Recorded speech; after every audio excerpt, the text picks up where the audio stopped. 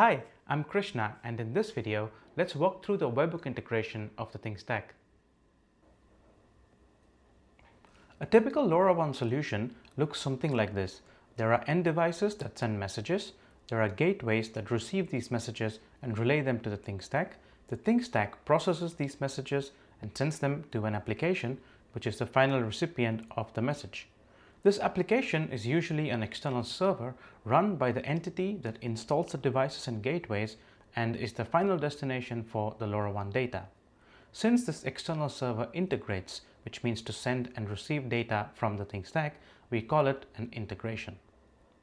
Integrations are in general of two types. There are pull or subscribe based integration and push based integration. This classification is based on the direction of data flow for uplinks.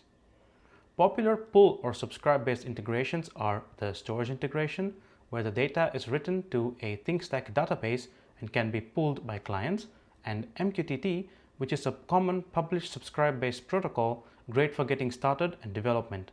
The most popular push based integration and the topic of this video are webhooks. Now that we know what integrations are in general, let's zoom in on webhooks. Webhooks, as mentioned, are push-based integrations. The external server where the data goes to exposes an HTTP endpoint, and the Things stack makes HTTP post requests to this endpoint. The data sent in the body of the request message is a JSON object, and here are a few examples. This is an example of a join request, and here is an uplink message. The process is exactly the reverse for downlinks. The Things stack also hosts an HTTP endpoint, and the external server can send downlink messages as JSON.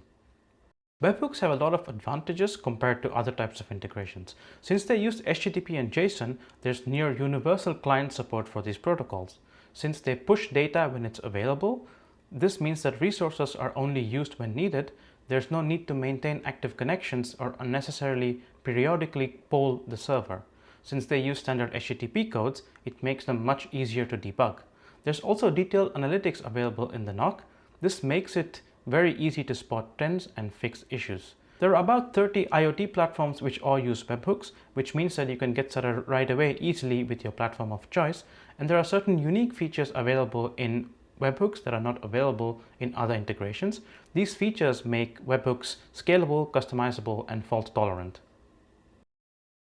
Now let's take a look at some of those features that make webhooks superior. It's very easy to set up a webhook on an application. Click on the Add Webhook button and then enter a few basic details like the webhook ID and the base URL and get started. Setting up basic authentication is relatively easy. Just click this button and enter the username and password, and this authentication will be in the authorization header.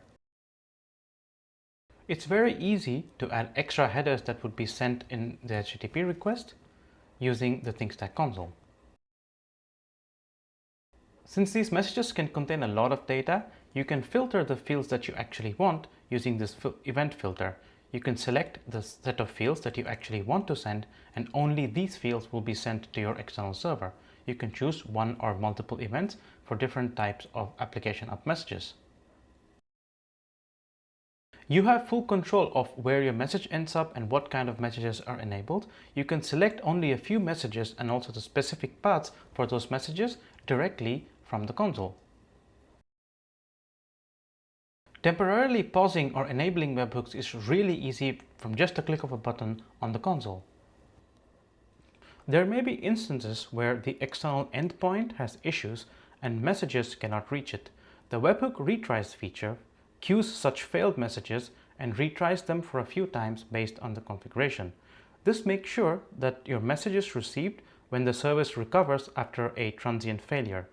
This feature is currently exclusive only to the Things stack Cloud Plus accounts. The Things stack Network Operations Center contains analytics like forwarded message counts and webhook failures per error code to better debug your deployments. To get started with webhooks, check out our documentation at thetingsindustries.com/docs.